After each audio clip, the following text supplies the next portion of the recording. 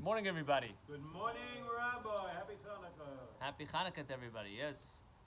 So, when it comes to talking about the miracle of Chanukah, the Gemara says, "Matzu pach achas shel shemen." They found one jug of oil. Shayamunach b'chaysamay shel kohen gadol. Wasn't just sealed; it was sealed with the seal of the kohen gadol.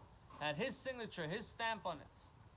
So the question that is asked is, why does it have to? The Talmud have to emphasize and express, and tell us that it wasn't just sealed; it was sealed with the signature of the kohen gadol. As long as it's sealed, it's fine. Why do you have to emphasize the kohen gadol over here, the high priest? So it's explained as follows.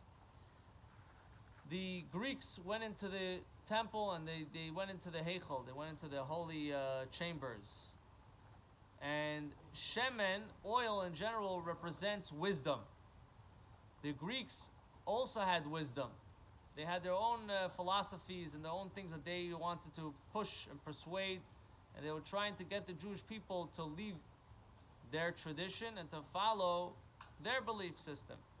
So nichnasu yuvanim leheichal, the Greeks went into the heichal, into the chamber of wisdom. They were fighting, there was a fight here of wisdom against wisdom in a sense. And they defiled our oil, they defiled our holiness, and we lost that connection to Hashem. Many of the Jewish people left and they followed them. And in a sense, it was already a lost case. Most of the Jews have already left.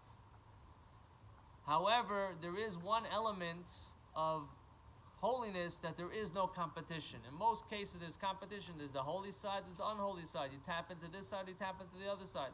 And that makes free choice. You can pick either side you want.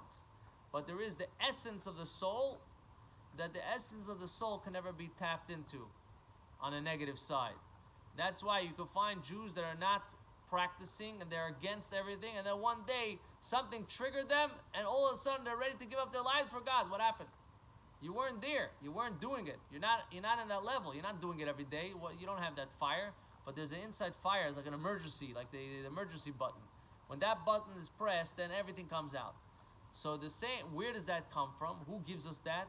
That is represented with the Kohen Gadol, the high priest. The high priest, he doesn't go anywhere. He stays in Jerusalem, and he's like the holiest person, and he can't do anything, because if he becomes unholy, we have a problem. So the Kohen Gadol represents the inner essence of the soul that can never be tampered with, and that part of the Jew had to be, encouraged at the time of the story of Chanukah.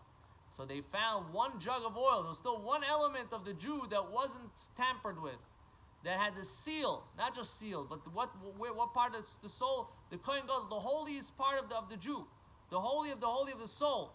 That was the part that they had to find, and now that was only a little bit. It's only enough for one day. It's only one element. It's the element that defines everything. It's beyond everything. But at the same time, from that, it was able to light everything else. The seven midos. It's 8 days, right?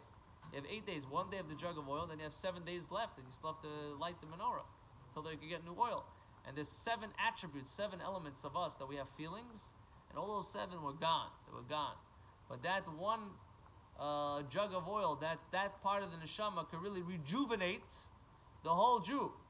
So that's the lesson of Chanukah, that never give up. The Jew is always a Jew, no matter what.